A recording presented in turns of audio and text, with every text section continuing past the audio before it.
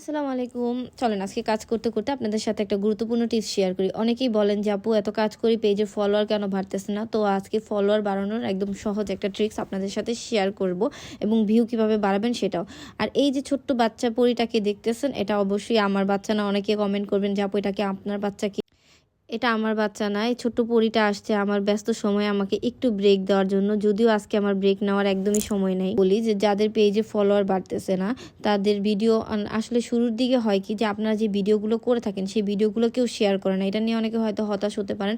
আসলে শুরুর দিকে কারো ভিডিওই কেউ শেয়ার করে না। আমার ভিডিও কখনোই কেউ শেয়ার করতো না।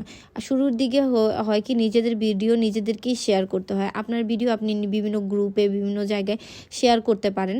অবশ্যই শেয়ার করতে হলে অন্য কোনো আইডি থেকে করতে হবে। যে আইডি থেকে আপনি ফেসবুক পেজ খুলেছেন সেই আইডি থেকে শেয়ার করা যাবে না। তাতে আবার ফেসবুকের বিভিন্ন পলিসি ইস্যু থাকতে পারে।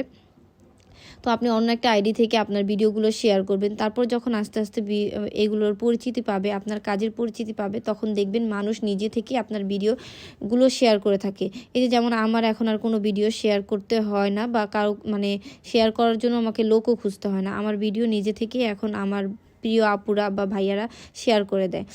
আর যদি শেয়ার করেন সেক্ষেত্রে আপনার ভিউও বাড়বে।